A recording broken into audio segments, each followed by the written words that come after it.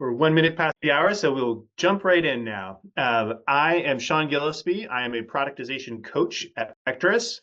And along with Aisha Armstrong and Jason Bolt, I'm one of the co-authors of Commercialize, which is how to monetize, market, and sell productized offerings in professional services. So our goal for today in this webinar is to dive into one of the key topics that runs throughout Commercialize, which is really to understand the phases of productization maturity and how understanding the key attributes of each phase actually helps B2B services companies accelerate their sales of those services and productized offerings. And so with that, we will jump right in. So as a bit of background, Vectorous has been on a journey for many years now of helping B2B professional services companies productize their offerings.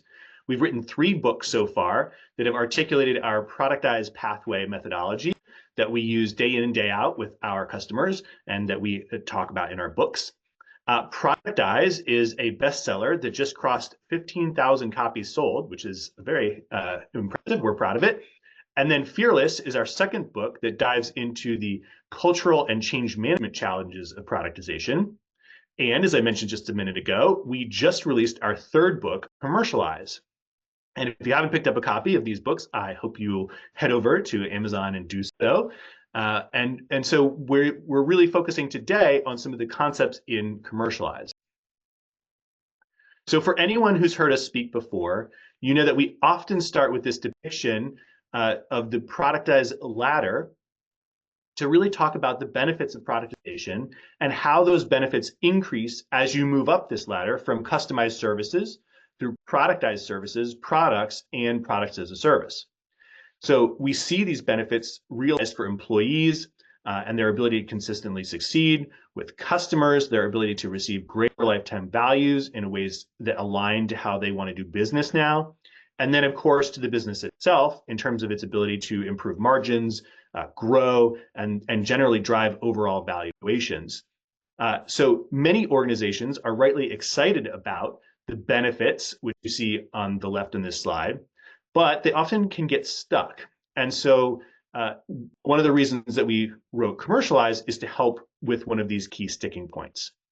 So what does this sometimes look like? We continue to hear and see that people were building great products and they saw that there was demand, but then they weren't living up to some of the commercial expectations that they had for them. And so this was often a gap between expected revenue and actual revenue and how fast that was coming into place. And it was really happening for a number of reasons.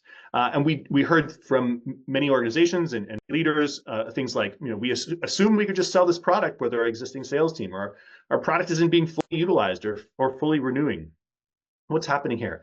And we don't have enough leads in our new segment to hit our goals, and other challenges as well.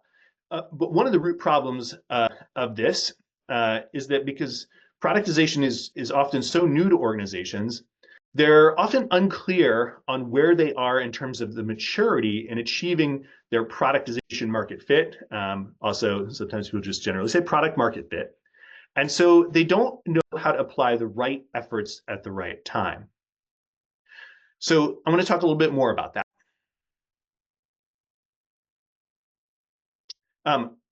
If you've just launched a new offering, and your approach to finding customers will be really different than if you're already making tens, hundreds of millions of dollars in product revenue. And so failing to consider the maturity stages that you go through in terms of launching a product as offering really is a key component of leading to missing some of these revenue goals and expectations. And so in our experience, there is a right amount of investment at each maturity level. The sequence in which you invest more will depend on the productization strategy considerations that you have. So for example, you might invest more in lead generation as you learn more about how to attract customers. But if you're selling to existing customers, your lead generation investment is always going to be less than if you're selling to a new market segment. And as you validate hypotheses that when you're building out your products, you end up getting the confidence to invest more.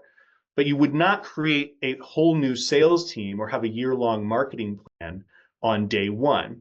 And so some organizations, because they already have very healthy lines of business in services, or they think they need to jump to right to what they were doing for their existing revenue streams, and overlook the steps that you have to take in order to bring a new offering along and get it to the maturity level that you can really scale it. So there's a few things that happen here.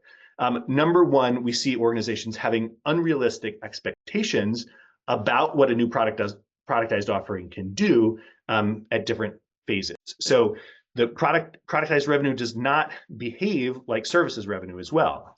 It will often start lower for a while before growing, and then once you start seeing usually some of the renewals, then you start seeing the compounding growth and can get the exponential growth, but that takes a while to build. And so a lack of patience can see you miss out on some of that growth before you get there. So having those expectations of how long that really takes is important. Number two is organizations will often overinvest too early. And investing with unrealistic expectations around building out infrastructure to scale a product before you've really figured out and validated the demand and the right go-to-market messages and the right processes. And so that over-investing is going to set a high bar for success because most of the organizations that certainly we work with are not usually venture-backed startups that can lose a bunch of money for a bunch of years. And so they're usually self-funding this from profits. And so having a healthier outlook on how to incrementally invest in things as you prove out hypotheses and prove out at each phase is very important. And the next step is, the next mistake is oftentimes organizations will not properly resource at the right phase. So different phases are going to require different skills in order to validate and establish demand. And in certain stages, there's more ambiguity and processes needed to be defined. And certainly there's certain skill sets who will want to have a clear understanding of sales processes and things and how to go to market and where the leads are coming from before you add a whole bunch of new sales reps. So getting the right resources at the right time is important.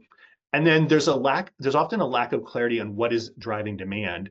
And so organizations will skip phases and not spend enough time really validating that they understand urgent and expensive problems. They understand the process for selling into the channels that they're selling into. And so making sure that you don't skip those phases will save heartache in the future. And so we've identified 4 maturity stages in terms of launching and going to market, in terms of the evolution of these B2B services offerings. And these phases represent rules of thumb, and they really can vary depending on the type of offering, the market conditions, and the specific organization's risk appetite, things like its balance sheet, and the size of the existing revenue streams in other core service offerings. However, these general guidelines we find really are helpful as litmus tests and helping to avoid these 4 mistakes that I just went over. And so I'm going to introduce now each of those maturity stages and define them and the expected outcomes for each of them. And then I'll talk about the right investment levels at each stage, the right resource levels, and the right go-to-market activities to make sure you really clarify what are those demand drivers and that you can scale efficiently from one stage to the next. So as I go through, I just want to remind you all, please do feel free to drop comments, questions in the chat, and my colleague Molly will feed them back at the end. But let's talk about these phases and take a look at them, and I'm going to go through each one by one. So first of all, it's important to set the right expectations through each of these phases. So our first phase is we call stage 0, discovery and testing. And so in this stage, you're really validating you're solving an urgent, expensive customer problem. And what you're trying to do is aiming to secure a few alpha customers, usually 1 to 5, to determine if it's worth building a full product beyond the minimum viable product. So your outcome then is decision on whether to pursue the product beyond that MVP. The next stage is stage one, validating product market fit. In this stage, you're trying to establish that demand exists within an attractive market segment and that you can deliver that value. So you're aiming to deliver for paying customers here, usually between 10 to 20, and you're usually trying to secure your first renewals at this phase to show that is renewable. So here, you're trying to determine if that product market fit exists. The next phase is phase two, which is validating your go-to-market fit. And this is validating you can capture the pull of demand with consistent renewals on a growing customer base. And you have the marketing and sales channels that deliver consistent growth results.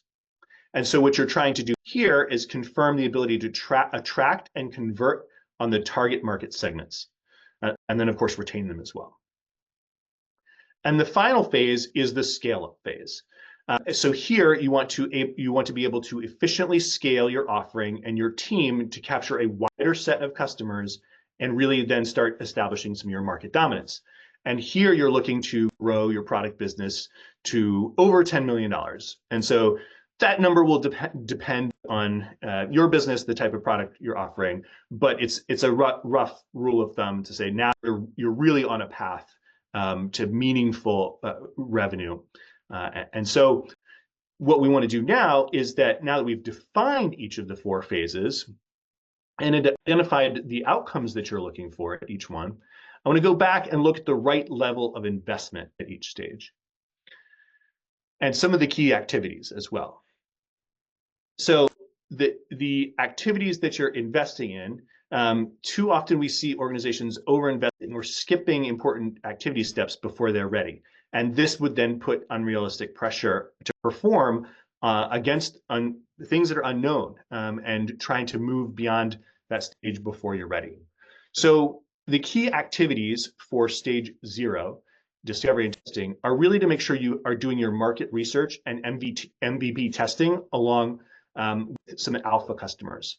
You want to make sure you've got your initial messaging and creating personas, and then you've got some basic marketing tools in development. So you want to do this phase, get your tests as quickly as possible, usually less than a year. And we do have data that shows that organizations that are able to do this market validation quickly are much more likely to meet some of their productization goals, because that allows them to, with good market validation, get into this next phase, validating the product market fit. So in that discovery and testing phase, really the investment is a small team that can do that testing, right? And as fast and as cheap and as many iterations till you get that validation is where you want to go there. The next phase in terms of product market fit, here is where you want to start piloting a market segment or a subset of that market segment. And you're looking to refine your messaging, your pricing, some of your demand generation tactics. And here you're doing some of the concept testing and design and beta customer recruitment. And we're really trying to get those first 5 to 10 up to 20 customers signed up, hopefully renewed, understand really what it takes to do that. And that usually takes about 1 to 2 years, from the start of this until you're ready to exit this stage. And the reason it takes that long is because you do want to start seeing a couple renewals. And I will say that this is also the phase that is often the most difficult, is to really understand what that value driver is and have you hit it to the point where now you're starting to feel pull from customers. So once you start to feel that pull and start to see the renewals, then you go in the activities for validating go-to-market fit. Here is where you can start to really create your sales playbook. You can invest in dedicated sales and product marketing. You can validate that your lead generation tactics are working and improve your customer onboarding and retention. And so here is you're really hoping for 1.5 to 3 years to be able to tackle this phase. And so as you look at this is sometimes where organizations will try and move into this phase too soon in some cases. And if you haven't first validated that product market fit, and you try and start scaling your dedicated sales teams, you start trying to document your processes, they're still in flux. And so you can create frustration, you can create, salespeople are struggling to hit their goals because you haven't figured out that repeatable, driver of value in the product market fit yet. And so sometimes people move into that validating go-to-market fit phase too early, and it can cause challenges. But once you have that validating go-to-market fit phase, here is you're really trying to build this engine and demonstrate that you've got this engine to convert leads into sales efficiently. Once you've got that, now you're ready to scale up.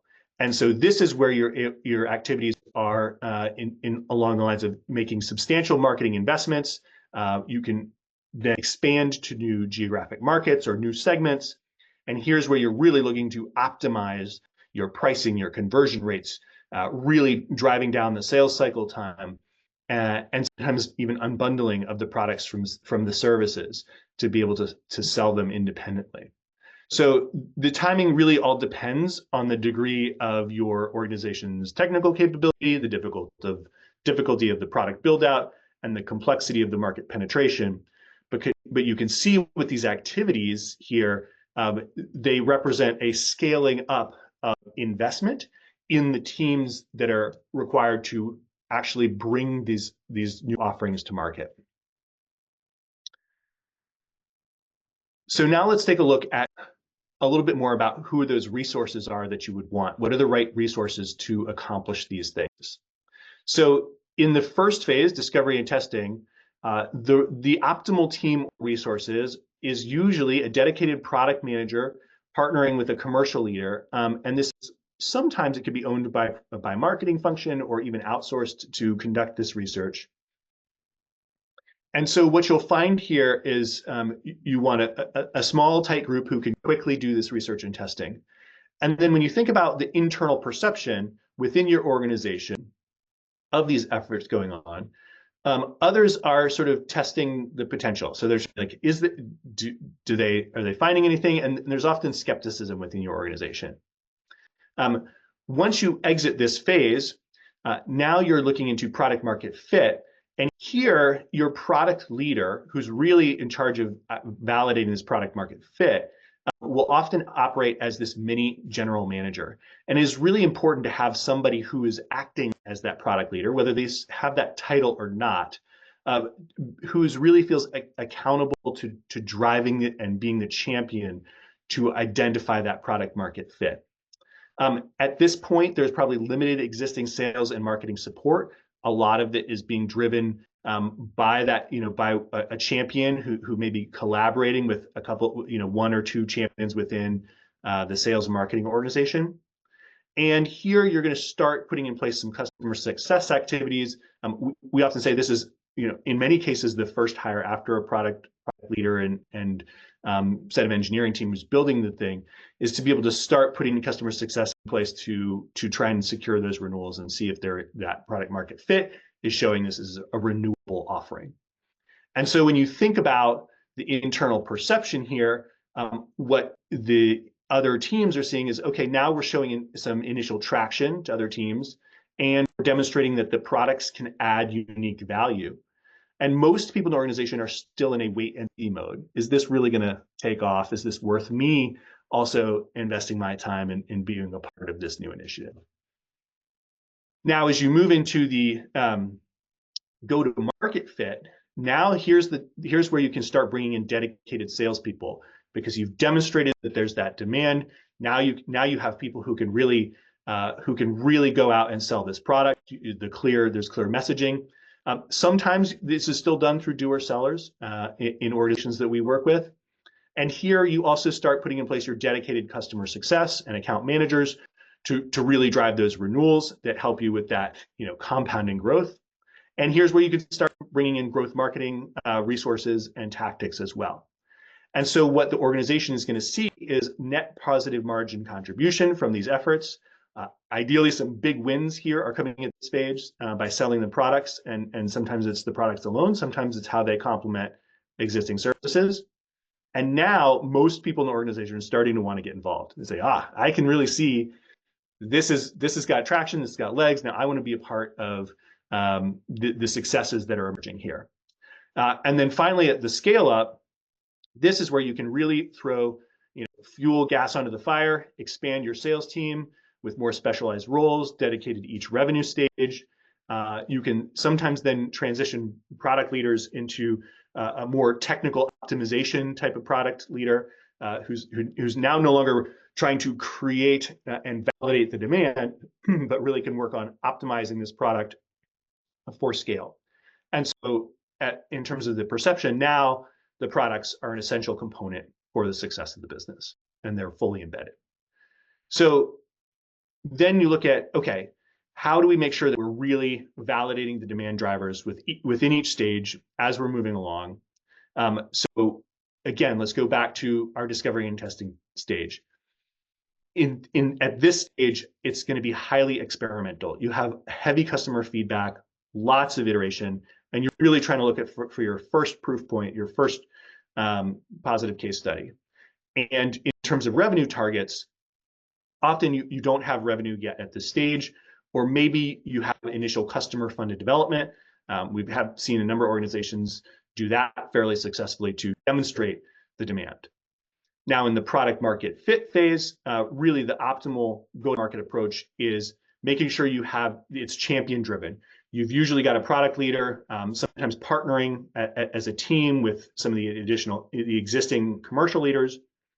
You're really focusing on cost-effective channels. And this is usually starting with existing customers, places where you know where to go get those customers and where to find them. And you're really trying to identify repeatable winning motions here. And you're trying to build those and understand those. And as you're trying different things out, you're documenting it. And so in terms of the revenue target here, in this stage, you're really aiming for $1 million of recurring revenue, or about 10 to 20 paying customers, depending on the product type.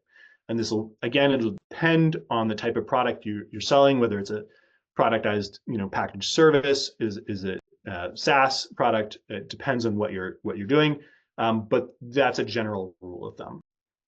And then as you're moving into the go-to-market fit, the optimal go-to-market approach really here is investing in building sales and marketing teams.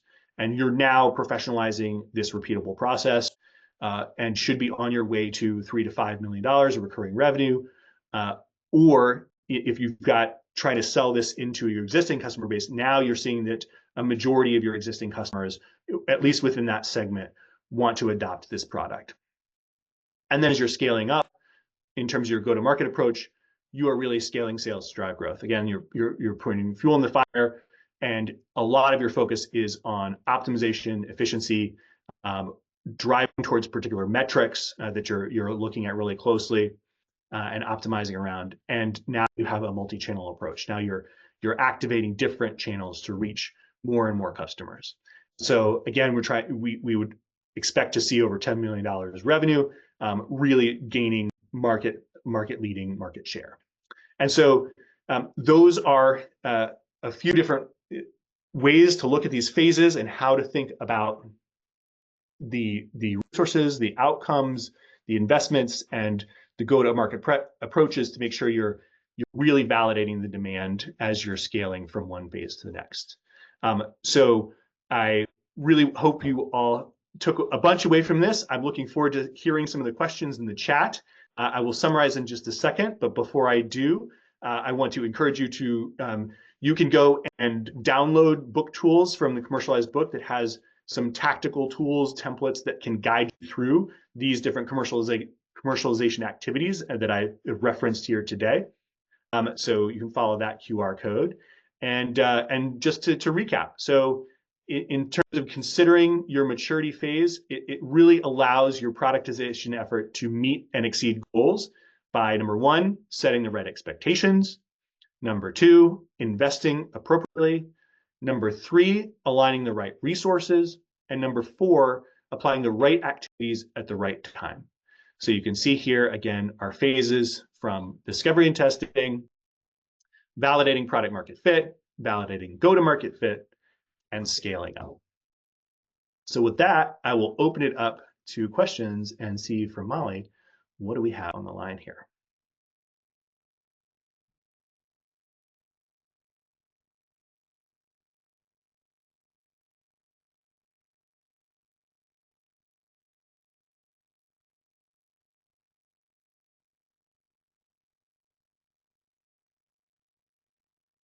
All right, not seeing any questions yet.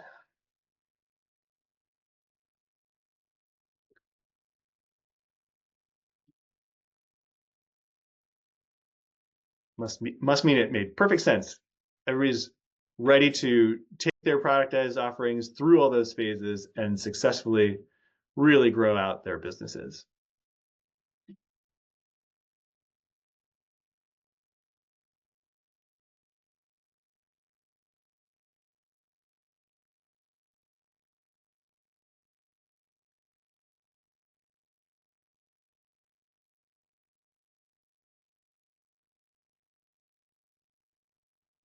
I'll stay on the line for a couple more minutes in case questions come in. But again, I hope you all found this enjoyable, and please do check out the commercialized book. There's actually a table in the book that that walks through each of these phases.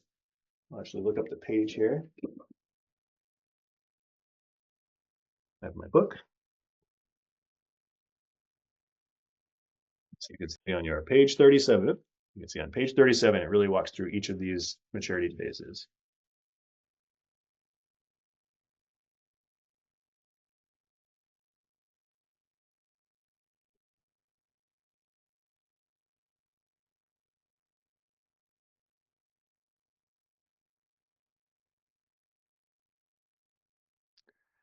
All right, looks like we have one question that's come in, which is asking if we have an ROI calculator to help clients grasp how long it will take them to recoup their time, resources, and financial investment. So we don't have a ROI calculator per se, but we do have some templates for building out pro formas. And usually it is the pro forma that we will work with organizations to build, to plan out, what kinds of investments they need to make at each phase, what kind of revenue they're expecting to make at each phase, to make sure that, like you said, you're recouping your investment, that you're spending the appropriate amount of time and resources. So that pro forma is dependent on a number of different things from your business. So that's why we don't have a particularly standard out of the box ROI calculator, because it will depend on if you are looking to productize and package an existing service, if you are trying to sell a one-time product, or you're trying to sell a tech-enabled product, a full SaaS product, and sort of how big your market size is, if your existing customer base, or if you're going out to new customers. All those kinds of factors are things that we'll walk through with organizations to help them really build out their pro forma. And we like to take really a bottoms up approach to it, and help you really identify the right target market segment, specific accounts within that target market segment, and really identify the opportunity of who's going to be your early testers, adopters, who's going to be, your initial product market fit candidates, and then what's the full opportunity to scale from there. So great question. Thank you very much. From Nancy. Yes.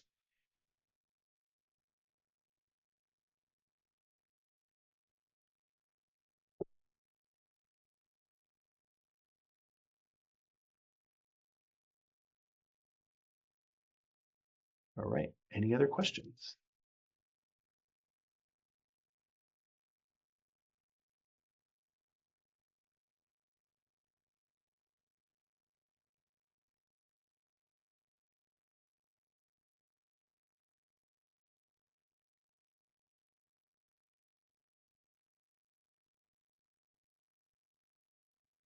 All right, we're not seeing any other questions come in, so we'll close the webinar for now, but I really appreciate everyone who attended. Hopefully you found it really valuable. I hope you'll reach out. I look forward to hearing from as many of you as possible. Please feel free to reach out directly to me, or follow the QR code to the book tools. And really appreciate your engagement, and look forward to talking to many of you more about productization in the future. So thank you all very much.